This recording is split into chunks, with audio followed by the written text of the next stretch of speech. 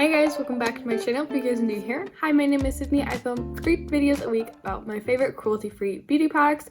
Today's video is going to be a really fun one because today I'm going to kind of be discussing the palettes that I'm thinking about panning for next year, and I really want your guys' opinion. I want your thoughts and your feelings, so leave them all in the comments down below. If you guys don't know what project panning is, it's pretty much just using up your makeup, using certain products really consistently and kind of tracking the progress throughout the year. I did attempt my first Pan That palette this year, and it was definitely a learning experience. And I'm not sure if I'm going to pick one Pan That palette for next year or do a couple and kind of split things up. I'll get into that as we get into the video. But before I hop in, I do want to give credit to my friend, A Beauty Guru Made Me Do It, because she did a very similar video to this on her channel, and I absolutely loved it. I thought it was a brilliant idea, so I wanted to do it on my own, but her channel will be linked down below. If you guys love panning, check her out. She does so many projects, and I just love her. So without further ado, let's hop into it. So before I kind of dove into my collection and started digging through my palettes trying to decide which ones that I wanted to pull out to kind of discuss, I kind of came up with a little checklist of things that I thought I wanted my Pan That palette to be. So the first one was portable.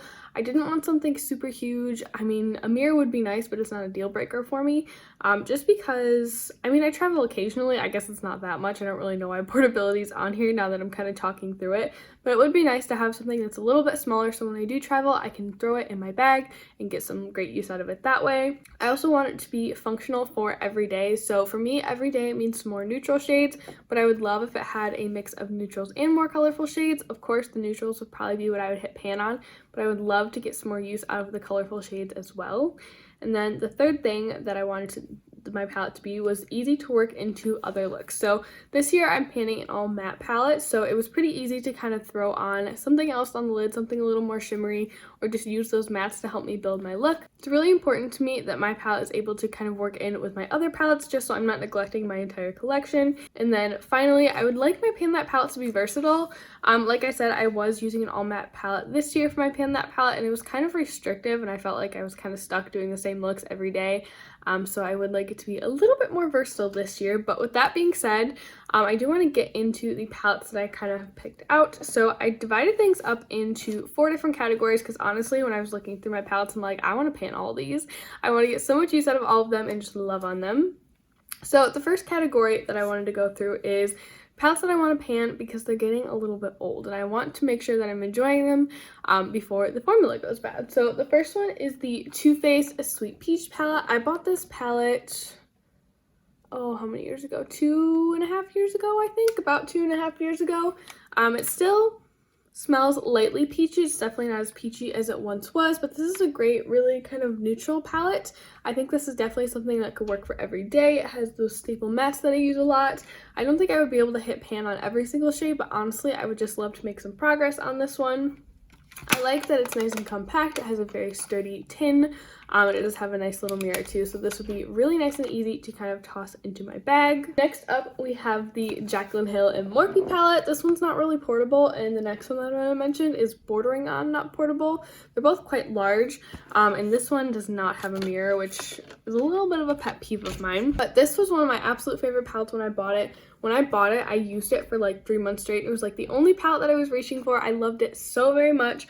I pulled this puppy out a couple of weeks ago and I used it to create this beautiful, super warm look. It's on my Instagram if you guys are curious. But I loved it so much. I was reminded why I do love the textures and the formulas in this palette. This palette does have a couple pops. It has kind of this bottom corner over here that's a little bit colorful, but nothing too crazy. Overall, I can create mostly neutral looks with this palette. My only reservations about this palette is that it's quite large. It has a lot of shades in it, so I feel like I'd have to really narrow down which shades I would be focusing on to really make any noticeable progress in this palette. But I'm hoping that even if I was only targeting a couple shades, this would just encourage me to use the palette as a whole. Next up, we have the Lorac Mega Pro 3. So as you guys know, Lorac is not cruelty free, and I'm not cruelty free. So this one, partially, I would just like to get out of my collection because it is not cruelty free. But this also has one of the most beautiful neutral shade selections that I have in my collection. I love that there's the 2 rows of mattes, the 2 rows of shimmers, and I have heard that the Lorac formula is pretty easy to pan. It's a very soft formula, so that would be kind of nice because honestly, I think I picked a really difficult to pan formula for my first Pan That palette, which is why I haven't seen a ton of progress, and I'm not as consistent as I probably should be. But Anyways, this is another contender, and I think this one is just stunning. I do think it's a little bit large for me to travel with, but it is super duper slim, and it does have a really nice mirror. So if I had the extra space, then I think it would be a good travel palette. So the next couple of palettes are palettes that I actually selected based upon the fact that they might actually be easy to pan, that I might actually be able to make some really significant progress. And the first one is another Lorac palette, and this is their holiday palette from last year. It's the Shine Bright Pro palette. This palette is gorgeous, you guys. I really do love the kind of jewel tones in here. I love that there's lots of mattes and shimmers. I think it's a really well balanced palette. And like I said, Lorac shadows are very soft, so I would be really curious to see how much progress I could actually make on this one. I'm kind of thinking that I want to do 3 different project pans next year. I'm going to do a whole video kind of on the products I want to pan next year. I'm thinking about panning, and I'll probably talk about it a little bit more in that video. But I would like to kind of do some shorter project pans next year and kind of switch up what I'm using. And I think this might be my pick for the first round. I think it's just beautiful. I think it could create some really beautiful kind of wintry looks. So that is my first palette. That one is also a bit large, but it has a nice mirror and the packaging is quite sturdy. So I'm not too upset about it. The next one that I'm thinking about panning is the Brown Sugar palette from ColourPop. This one is beautiful, you guys. I love the formula in this palette so very much. This one is quite neutral, but I think that would be really great for every day because honestly, I get ready for work pretty early in the morning and I have like 10 minutes for my makeup. So honestly, what I end up doing most of the time is just throwing some neutrals in my crease and a shimmer on the lid and running out the door. So I really don't mind that this is super neutral, but it's not the most versatile palette, but I can always pair it with some other things. These shadows are very soft. You guys know that if you've used ColourPop's mattes before, you know that they're a little bit of a softer matte. They do have quite a bit of kick up. So I think I can make some really significant progress in this one. I love how tiny and slim it is. It has a great little mirror. So this one is definitely a contender for some point in the next year. Next up, we have a very similar palette, and that is the Milani Pure Passions palette. This formula is very soft. I always get a lot of kick up in the pan when I use it. This one is my classic beautiful warm neutrals palette. Honestly, as soon as like September, October hit, I really contemplated switching my e.l.f. palette out for this one just because I was so bored with it and so over it. Because I feel like this one is one I could actually make a lot of progress on. It's very versatile. It's great for travel. Okay, it's not very versatile. I don't know why I said that. It's versatile if you want more neutral looks, but beyond that, it's not super versatile. But it does have those great basic shades that I can incorporate into any look, and I really do love this one, you guys, and I would really like to love on it and get some more use out of it. And then the last one, well, technically it's 3, but I'm counting it as 1, are my ABH palettes. So ABH, I feel like, is a palette formula that I see everyone panning, especially their Prism palettes and the Modern Renaissance palettes, which are actually 2 that I have right here. I was really starting to get worried that my Modern Renaissance was going bad, but I did use it a couple of months ago and I found that it was totally fine. But I do love this palette. I love the color scheme. This one may be one that I pull in at some point or another. It's just gorgeous, you guys. The problem is that I love eyeshadow so much, and I hate restricting myself, but I also love the idea of making so much progress on a single palette. So I don't know. I know some people are doing like 100 pans in a year or something like that in different palettes. So I feel like maybe that could be something that maybe I'll try with some of these palettes. But I also feel like that could be really overwhelming and just get really tedious. So I'm not really sure if you guys have any experience with that. Leave me it in the comments below. I would love to know. I'm super curious. I'm really new to this whole panning thing. Like I said, this was my first year project panning, and I'll link those videos down below if you guys aren't caught up with my latest updates. I was going to film one tonight, but honestly, I want another couple days to see if I can finish off some products or hit pan, hopefully both. So I'm pushing that off a couple days, but I'm so excited.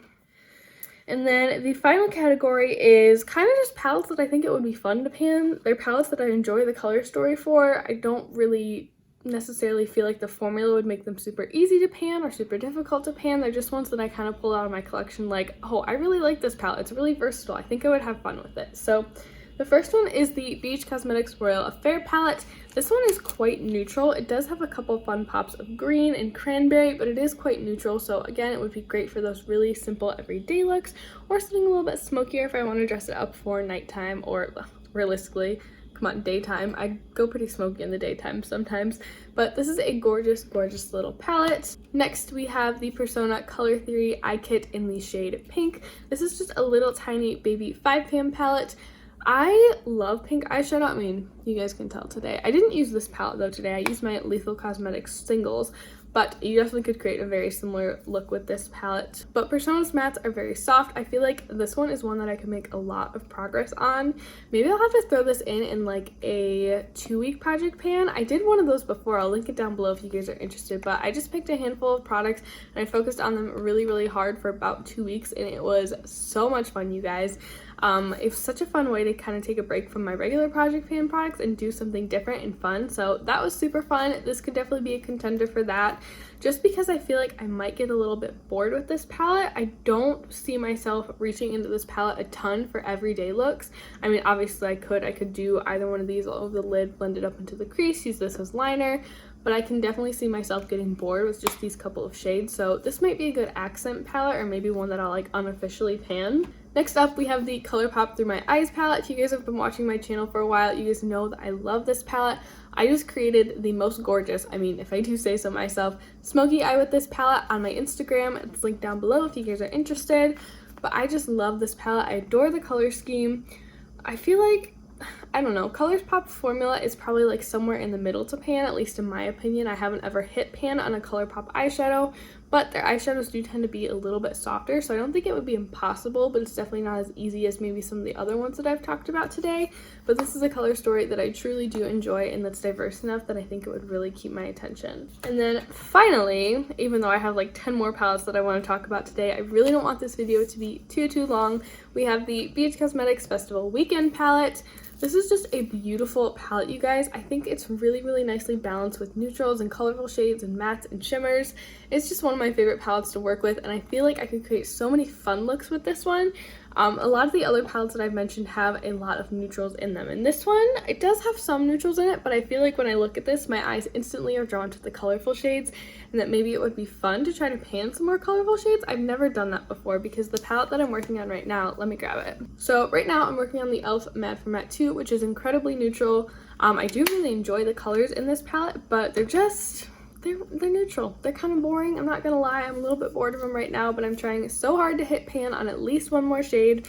But with this one, I feel like I have a lot more options to kind of play around, so this could also be an interesting contender. So let me know down below if you guys have picked out your pan that palette for next year and what it is, and if you haven't, let me know what palette I should pan for next year. I honestly would be excited to pan any of these palettes, and I would kind of like to pan a few, like I said, and do a couple of different projects. But that's gonna wrap my video up today. Thank you all so much for watching. If you enjoyed this project panning video, I will link any other videos I have below pertaining to project panning, and that's gonna wrap it up for me today. Thank you so much for watching, and I'll see you in my next one. Bye!